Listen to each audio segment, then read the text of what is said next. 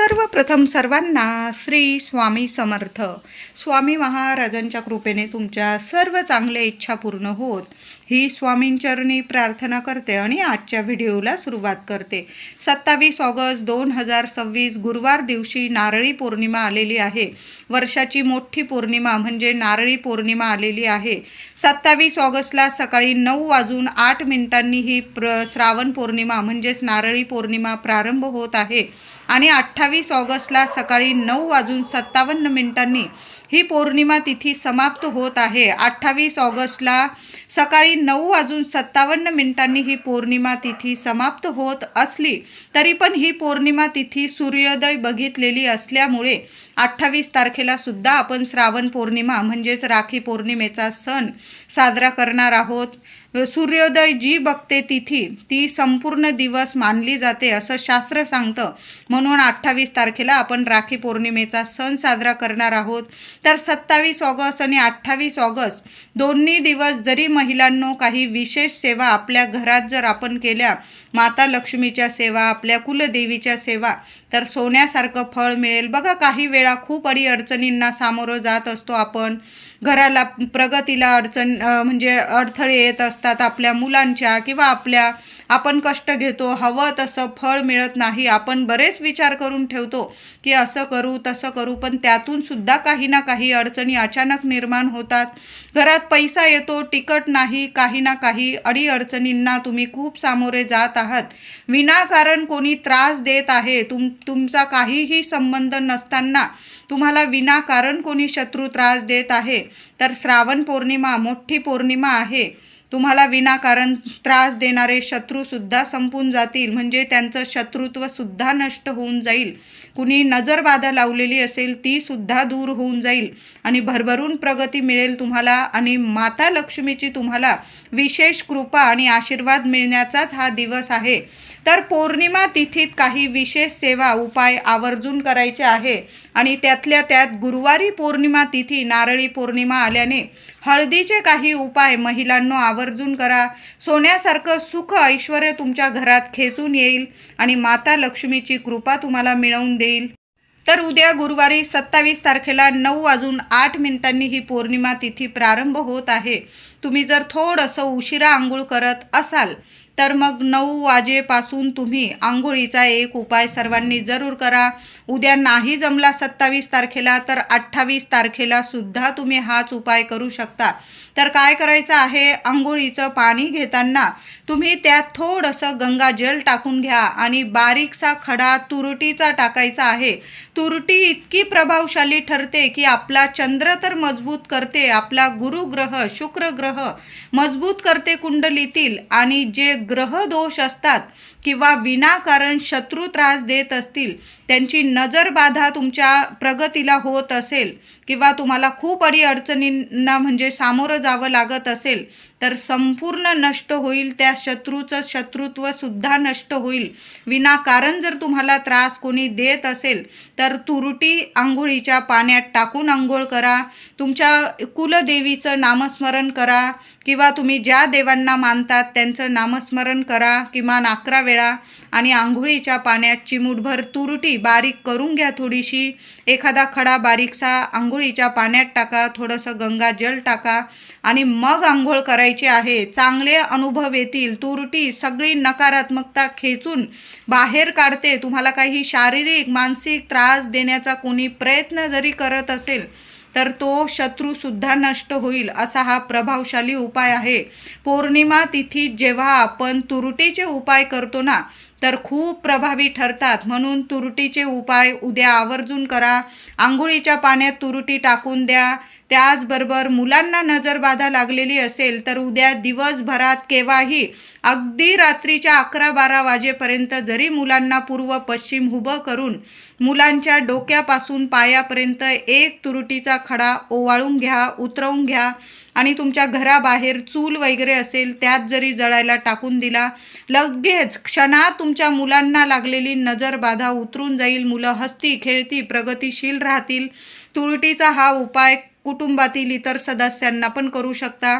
तुम्हाला नजर लागलेली असेल घरातल्या मोठ्याकडून तुरटीने सुद्धा नजर उतरवून घ्या. तुरटी पौर्णिमा तिथीत खूप प्रभावशाली ठरते. तुमच्या पतिदेवांना, माझ्या दादांना नजर लागलेली असेल तर त्यांचीही नजर उतरवून टाका, मुलांची उतरवून टाका, तुमची उतरवून टाका, कुटुंबातील सर्व सदस्यांची तुरटीने नजर जरूर उतरवून टाका. त्याचबरोबर महिलांनो, तुम्ही जी फरशी पुसाल, जरी मावशी वगैरे येत असतील तरी पण फरशी पुसण्याच्या पाण्यात सुद्धा बारीकशी तुरटी बारीक करून घ्या, तुरटीचा बारीकसा तुकडा, आणि ते तुरटीची बारीक चिमूटभर भुकटी ती पाण्यात, म्हणजे जे फरशी पुसायचं पाणी असेल त्यात जरूर टाकून द्यायचं आहे. तुम्ही घरात उद्या एक पाणीसुद्धा शिंपडून द्या, खूप चांगला रिझल्ट येईल तुम्हाला दिसून, सोन्यासारखे अनुभव येतील. तर काय करायचं आहे, थोडंसं पाणी घ्या तांब्याच्या भांड्यात किंवा ज्या भांड्यात तुम्ही पाणी शिंपडतात त्यात पाणी घ्यायचं आहे.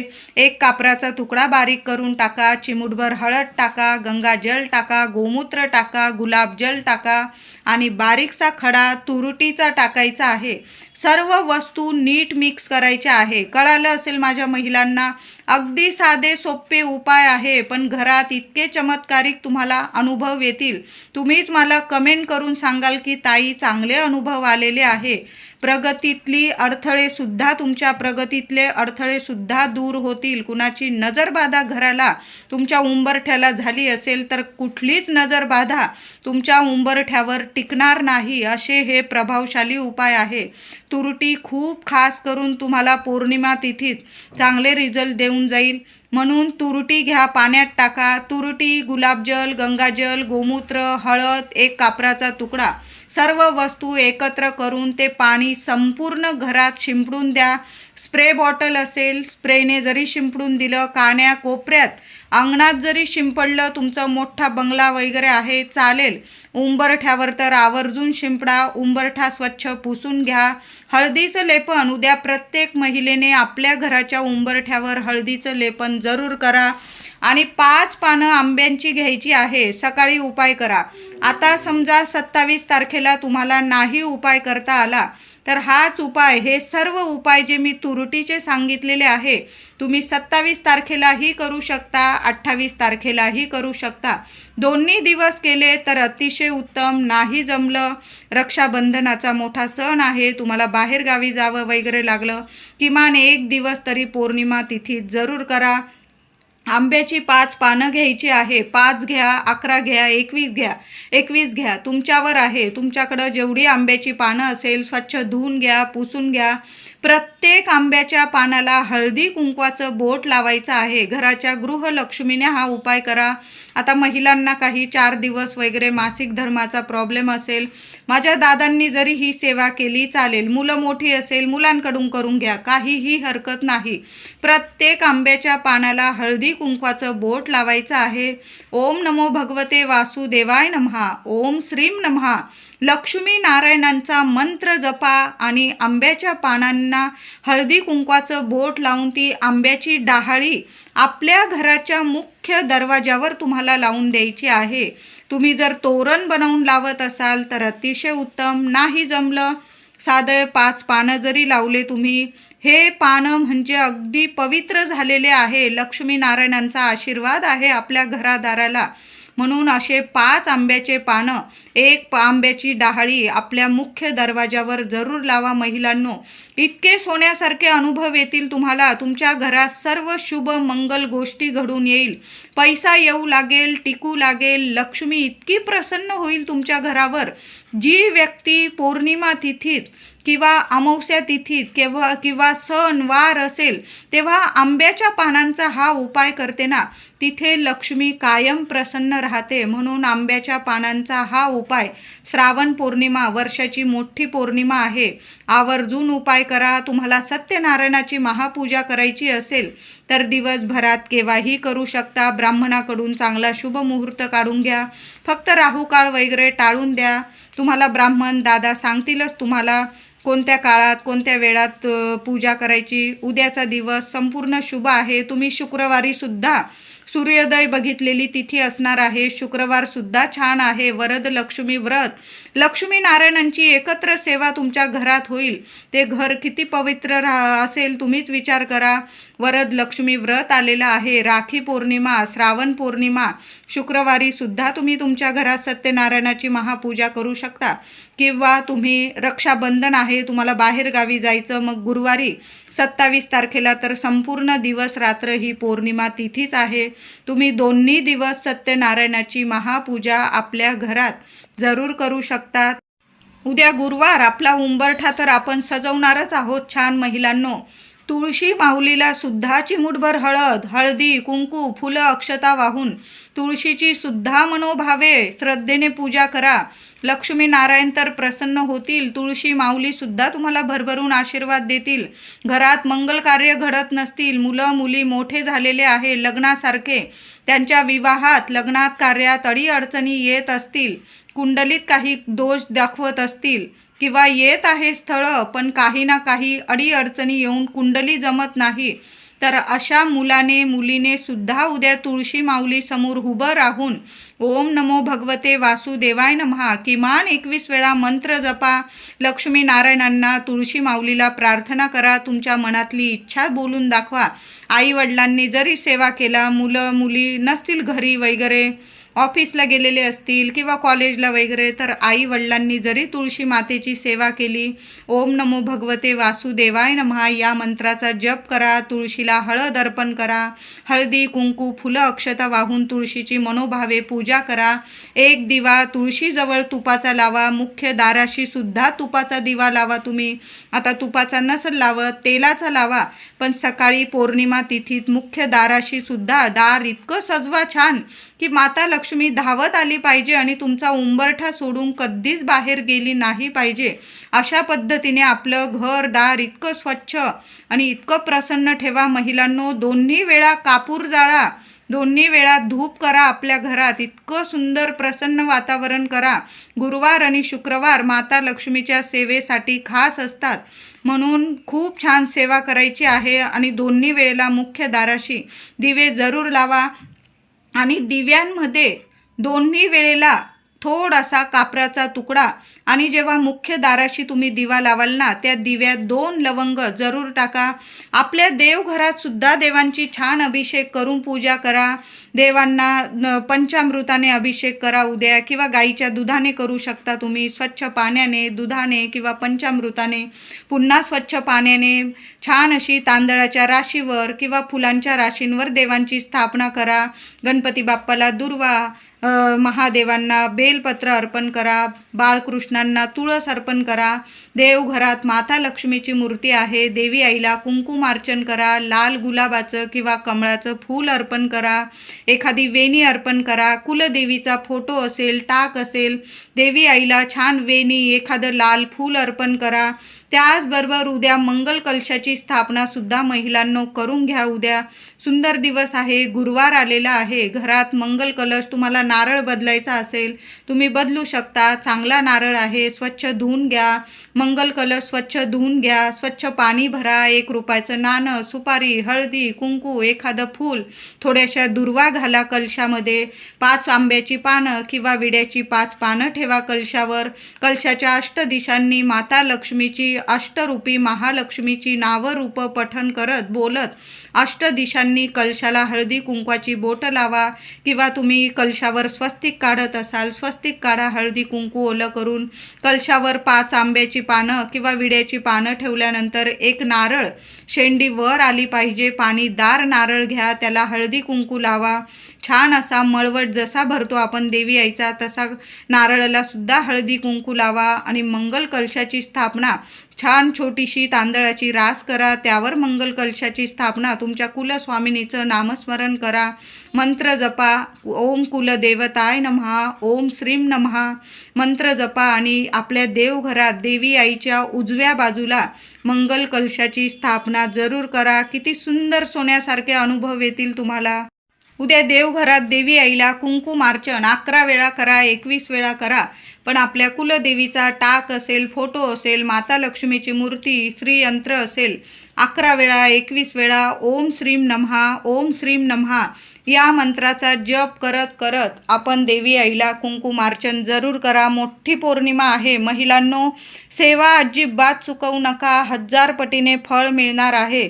कशाचीच कमी राहणार नाही तुम्हाला. तुम्ही जे पण स्वप्न बघत आहात ना, जरूर आपली कुलदेवी माता लक्ष्मी जरूर पूर्ण करेल. माता लक्ष्मीची सेवा श्रावण पौर्णिमेला जी महिला करते ना, तिची सेवा कधीच खाली जात नाही. आता श्रावण पौर्णिमा म्हणजेच नारळी पौर्णिमा, मोठा सण आहे हा. एक नारळ फक्त आपल्याला लागणार आहे. यासाठी एक नारळ घ्यायचा आहे महिलांनो. दिवसभरात केव्हाही हा उपाय करू शकता तुम्ही. महिलांना नाही करता आला, माझ्या दादांनी करा, पण एक नारळाचा अत्यंत प्रभावशाली उपाय सर्वांनी जरूर करा.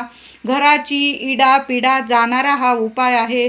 तुमच्या ज्या अडीअडचणी आहे ना, क्षणात संपून जातील असा हा उपाय आहे. तर काय करायचं आहे, एक नारळ घ्यायचा आहे तुम्हाला आणि तुमच्या घराबाहेर जायचं आहे आणि तो नारळ तुम्हाला श्री स्वामी समर्थ मंत्र जपा आणि घराच्या चौकटीपासून उंबरठ्यापर्यंत तो नारळ नीट 7 वेळा ओवाळून घ्यायचा आहे तुम्हाला. आणि सरळ तुमच्या घराजवळ जे वाहतं पाणी आहे, नदी असेल, तलाव असेल किंवा खाडी वगैरे असेल, समुद्र असेल, जिथं वाहतं पाणी आहे ना, ते नारळ त्या पाण्याला अर्पण करून यायचं आहे. कुठलीच अंधश्रद्धा नाही आहे. फक्त आपल्या घराची इडापिडा जावी आणि आपल्या घरात सुख शांती यावी, लक्ष्मी टिकून राहावी, प्रत्येकालाच वाटतं. आणि आपण एक नारळ पाण्याला अर्पण करायचं आहे. कुठलंच वाईट होणार नाही. सर्व कसं चांगल्याच गोष्टी घडून येणार आहे. घराची इडापिडा तर जाईल. मुलांना कुठली नजरबाधा लागलेली असेल ती सुद्धा निघून जाईल. बघा, अमावस्येला वगैरे पौर्णिमेला नारळ आपण घरावरून वगैरे उतरवतो. 4 रस्त्यात वगैरे टाकण्यापेक्षा एखाद्या डस्टबिनमध्ये टाकत जा. आणि जेव्हा नारळी पौर्णिमा येते ना, तेव्हा एक नारळ आपण वाहत्या पाण्याला जरूर अर्पण करावा. आता तुम्ही 2 नारळाचा पण उपाय करू शकता. एक नारळ तुम्ही मनोभावे हळदी कुंकू लावून वाहत्या पाण्याला, घरातल्या स्त्रीने किंवा माझ्या दादांनी वाहत्या पाण्याला जरूर एक नारळ अर्पण करा. आणि तुमच्या घराला नजरबाधा लागलेली आहे, तुम्हाला वाटत आहे की खूप नजरबाधा होत आहे, तर घरावरून सुद्धा एक नारळ उतरवून घ्या आणि वाहत्या पाण्यात विसर्जित करून द्या. बघा, यामुळे सुद्धा घराची इडापिडा तर उतरून जाते आणि लक्ष्मी माता सुद्धा प्रसन्न होते. अशा पद्धतीने नारळाचा अत्यंत प्रभावशाली हा उपाय जरूर करा. नाही तुम्हाला घराची नजरबाधा उतरवायची तर सरळ एक नारळ घेऊन नदी किनारी, म्हणजे बघा, पण काळजीपूर्वक हा उपाय करायचा आहे. जिथं जास्त पाणी असेल तिथं जाऊ नका. लांबून जरी तुम्ही पाण्याला अर्पण करून दिला चालेल. जास्त जवळ जाण्याची गरज नाही, कारण पावसाळ्याचे दिवस आहे, पाय वगैरे घसरण्याची शक्यता असते. जिथं चिखल वगैरे आहे तिथं जाऊ नका.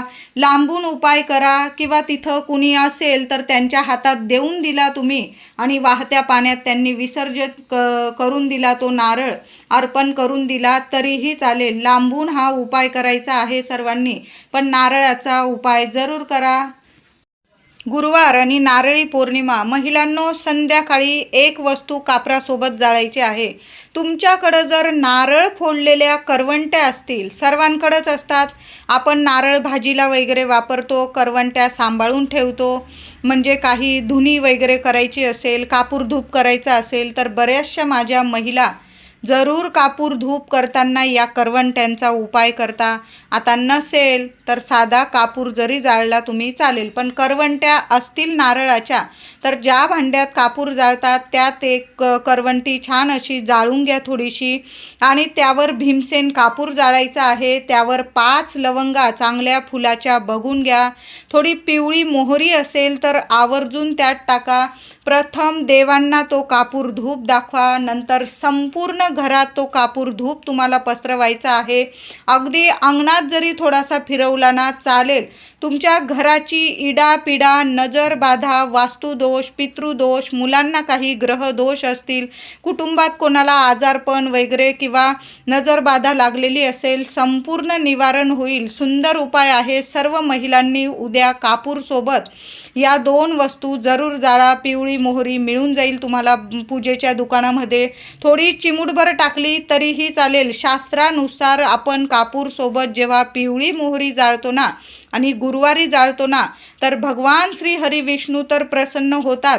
आणि त्या पिवळी मोहरीबरोबर 5 लवंग, 2 लवंग फुलाच्या जाळतो ना, या वासाने, या धुराने माता लक्ष्मी प्रसन्न होते आणि आपल्या घराची संपूर्ण इडापिडा दूर करते आणि आपल्या घरात स्थिर स्वरूपात वास करते. पैशांच्या अडीअडचणी तर कायमच्या संपून जातील तुमच्या. भरभरून पैसा येऊ लागेल, नीट टिकू लागेल. आरोग्याविषयी अडीअडचणीसुद्धा दूर होतील. म्हणजे विनाकारण पैसा व्यर्थ खर्च होणार नाही. घरात पैसा टिकून राहील, बरकत येईल, अन्न धान्य पुरवठा साठून येईल, मुलांना भरभरून प्रगती मिळेल, मुलांच्या अडीअडचणी दूर होतील आणि नजरबाधा लगेच उतरून जाईल.